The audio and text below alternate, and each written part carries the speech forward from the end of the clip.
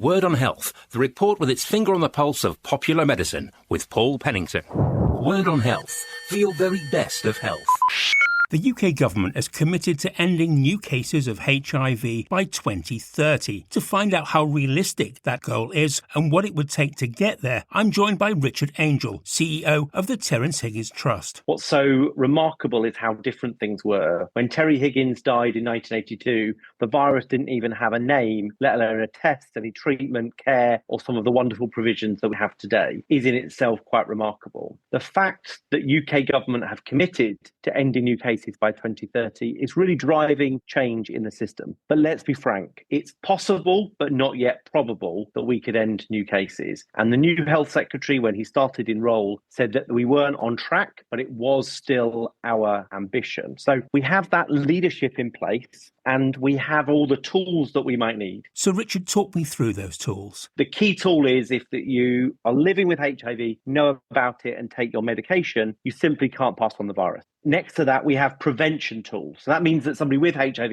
can't pass on the virus to you. For those who are negative or don't know their status, we have condoms, we have regular testing, we have a drug formulation called PEP, but it's a post-exposure prophylaxis, and we have PrEP, a pre-exposure prophylaxis. True drug combinations, one that means if you come into contact with HIV, it can bat away the virus within 72 hours if you take it as prescribed. And one is ahead of having sex, you can take a drug and means that you will never acquire HIV. In your estimation, what needs to happen to make the UK government's goal a reality? There are two groups at the moment that you could possibly acquire a detectable viral load. There's about 5,500 people UK-wide that we think are living with HIV but don't know it. So that is a group of people who desperately need a test. They can go to a sexual health clinic, they can go online and order a test. They might appear at a GP surgery, and if they have what we now call an indicator condition, might get a HIV test. If you've had sex without condoms, it's wise to have a HIV test, and obviously your status can change with any sexual act. So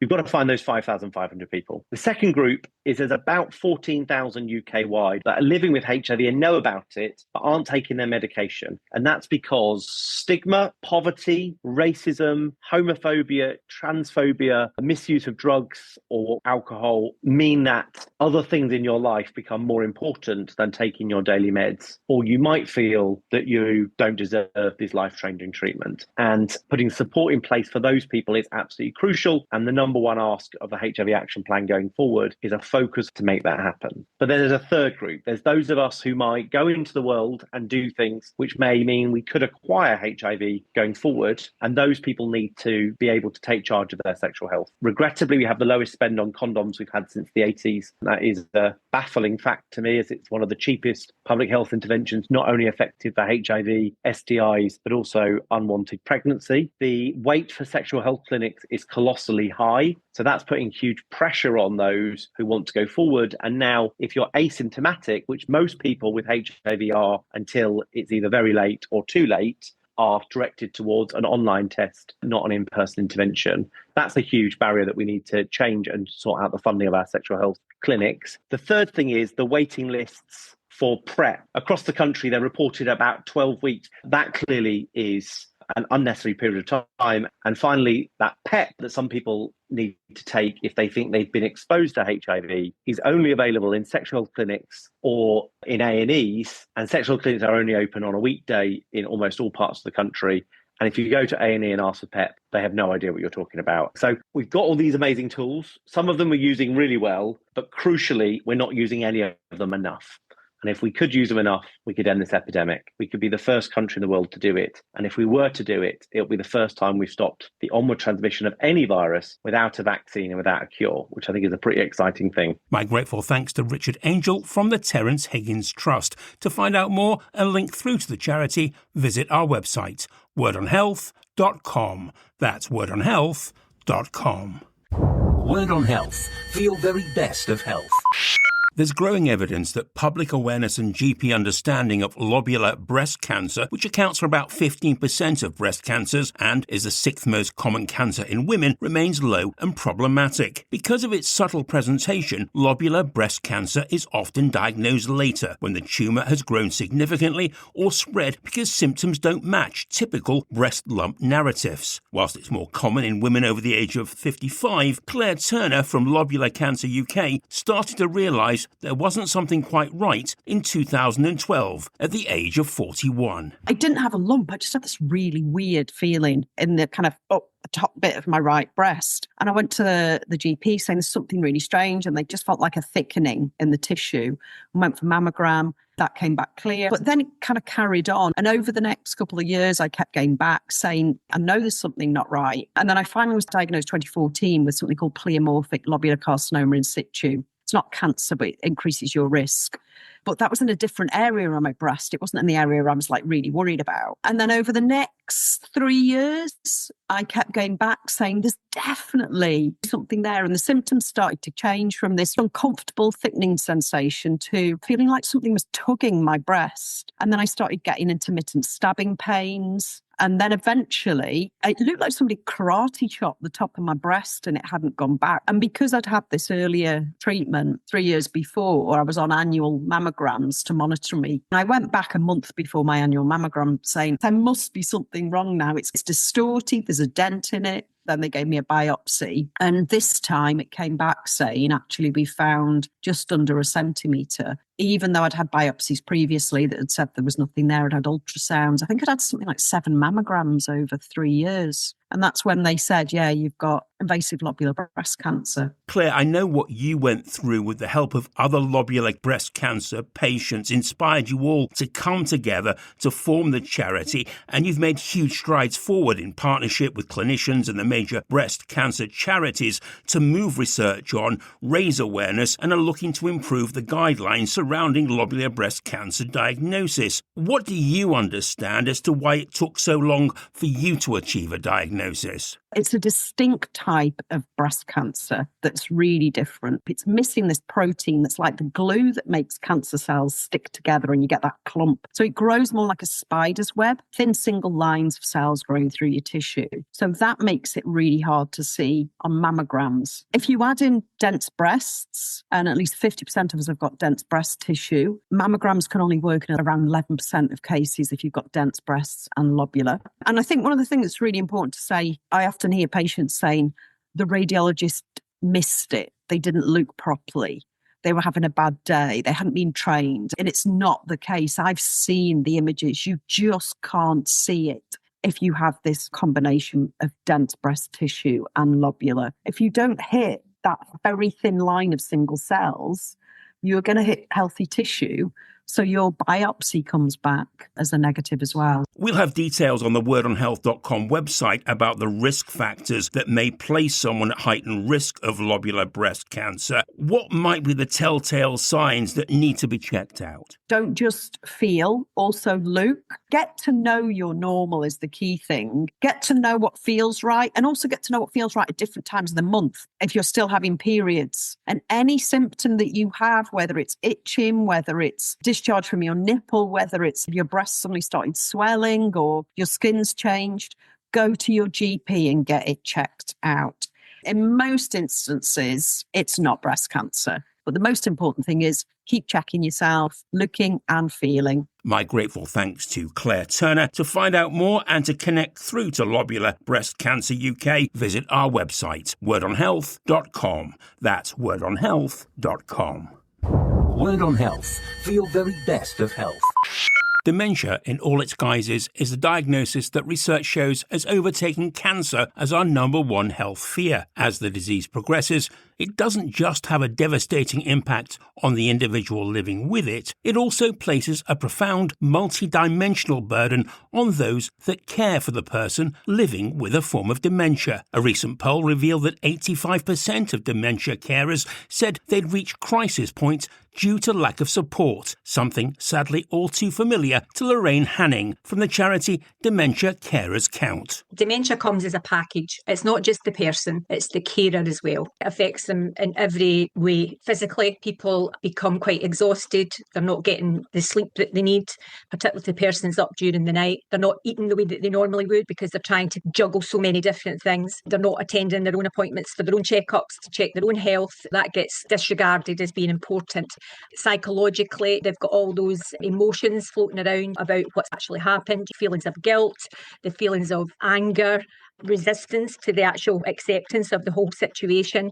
There's a lot of emotions that need to be sorted out within that person's own head, really. I think there's also the financial impact. The person who's got dementia might have lost their income. The carer then might have to leave their work, so they've lost another income. The other thing that can affect them is the whole loss of social contacts. People stop coming to visit because they're either frightened and don't know how to deal with it, or they're frightened of dementia itself, and you lose some of your friends because you can't go out and do what you normally did. You lose your ability to go out and enjoy things like your hobbies, and people can become very, very isolated. That has an impact on the mental health of the family carer as well, who can end up becoming quite depressed. The number of people living with a form of dementia is growing. Statistics show that 1 in 2 of us will care for someone with dementia or need dementia care themselves. Dementia Carers Count research shows that 73% of dementia carers did not choose to become a carer, but did so because there was no other option. Providing holistic support to family carers is what the charity you represent is all about. Give me an outline of some of the services the organisation provides. We have a carer support line. Behind that line, we've got specialist practitioners. So we've got nurses like myself who will provide any kind of practical support around understanding dementia, understanding what you might be seeing in terms of the changes and the symptoms, understanding strategies that might work to try and manage it, but also supporting the kind of emotional side of the family carer as well, who's going through that whole process. We also have a small team who provide financial and advocacy support. Most people don't know what they're entitled to. They have absolutely no idea what's out there and what's available. So our team will go through a financial assessment with them, and they'll work out what they can apply for, and they'll actually help them do that. And if anything is rejected, they'll help them appeal, and they'll stay with them right through the whole process to provide that support. The other thing that we offer is emotional support. So we have a team of counsellors. We've also got online groups that we run for family carers. We've also got our website. It's got a lot of fabulous information on there. So that's a little bit about Dementia Carers Count. My grateful thanks to Lorraine Haining from Dementia Carers Count. To find out more and link through to the charity, visit our website, wordonhealth.com. That's wordonhealth.com. Word on Health. For your very best of health. Despite affecting 1 in 50 of us across the UK, bipolar remains poorly understood. In a 2025 survey of individuals with bipolar, 84% stated the public at large doesn't grasp the realities of living with the condition. Simon Kitchen is CEO of the charity Bipolar UK. Bipolar disorder is a severe mental illness characterised by extreme mood swings. So people will experience kind of really big highs, which can tip over into mania, into psychosis and hallucinations. It can result in people being sectioned, and then also really deep lows as well, depression, where people experience severe suicidal thinking. People might be in bed for several months. Probably the most common severe mental illness. But most people with bipolar have living a balanced mood at any one time. So it's not that people with bipolar are experiencing all of those emotions all at the same time. It's a genetic condition. People inherit it. And no one chooses to have bipolar. But in terms of the level of heritability, it does vary. But it certainly runs within families. But it's probably a lot lower. It's probably more closer to 10% chance. So if anyone's listening to this and they've got bipolar and they're thinking about having children, the chance of your children having bipolar is actually a lot lower than you probably expect it to be. Simon, what triggers an episode of bipolar? People's bipolar is triggered by trauma. A lot of people with bipolar, you'll tend to find have had an experience of childhood trauma, lost a parent, or have experienced some form of abuse or something like that. After that, there are other forms of triggers. 80% of people with bipolar tell us that it was lack of sleep was what caused them to relapse or to have their first episode. Taking antidepressants can trigger people because it then causes them to have a manic episode. And then anything that involves stress and change in their life, and you're not able to find a good routine to kind of aggravate your bipolar. Bipolar UK's 2024 Bipolar Commission report highlights that diagnosis typically takes around 9.5 years from the first symptoms. Can you shed some light onto why that is? There isn't a genetic test. There's not a brain scan you can have for bipolar. You need 3 green lights to be able to get a diagnosis. You need to be aware of the symptoms yourself. It's worth saying there's a number of different types of bipolar. So there's type 1, which is depression and full-blown mania and psychosis. There's type 2, which is predominantly more depression with just the hypermania. And then you get people who are mixed state, which is where you get both at the same time, being really depressed and also having a huge amount of energy, which is really dangerous. And then you've got cyclothymia, which is where it's kind of a milder form, which hasn't quite got to full-blown level yet. Everyone with bipolar experiences some depression, and most people go to their GP about the depression, but because they're going to the GP, they either don't know about the bipolar symptoms or they don't want to talk about them because the hypermania is one of the things that's a very pleasurable experience. And if everyone could just be in hypermania all the time, they probably would choose to do that. It's because of the risks around the mania and then the eventual depression, which is the big problem. And then also people just have contextualized memory. So when they go into your GP about depression, all you can remember is the time that you're depressed. You'll have no memory of the time when you had high energy. So it's really important for the GP to be able to be aware of what the symptoms are and to be able to ask important questions. The NICE guidelines said that they should be asking people about high moods. There are some really amazing GPs that ask that question. There's some that don't. I'm not going to be here to blame the GPs. We can't be specialists in everything. And then you've also got to get a psychiatrist because a diagnosis can only be done by a psychiatrist. There about 50% of people with bipolar don't have a diagnosis. So there's about 500,000 people living out there who are living with bipolar and they don't even know that they've got the condition. And it's probably doing terrible damage to their lives and they're probably really hating themselves for that damage as well because you hurt people around you and it's a really horrid thing. People carry a lot of shame and guilt as well. What about treatments for bipolar? People with bipolar need specialist treatment and also, importantly, peer support where people come and support each other. It's a community that we're building within our charity is to get people with bipolar to come together to support each other and to be able to put in place some of the difficult lifestyle changes that they need to be able to manage the condition. Can it be treated successfully? It really varies on the individual, but I would say whoever's listening to this, never give up hope if it hasn't worked out for you so far. For a lot of people, it's very treatable. We work with lots of people who are living with bipolar and you would have no idea they're living with the condition. They probably haven't had a serious episode for maybe 10, 20, 30 years. There's about 26 different medications people with bipolar can take, and it's getting the right combination and dosage, which takes such a long time. Alongside medication, we would always advocate people having a really good self-management plan in place. A lot of people can live really amazing lives with bipolar. It doesn't need to hold them back at all. My grateful thanks to Simon Kitchen from Bipolar UK. To find out more and link through to the charity, visit our wordonhealth.com website. That's wordonhealth.com. Word on Health. On air and online 52 weeks of the year with Paul Pennington. Word on Health. Your personal prescription for your very best of health.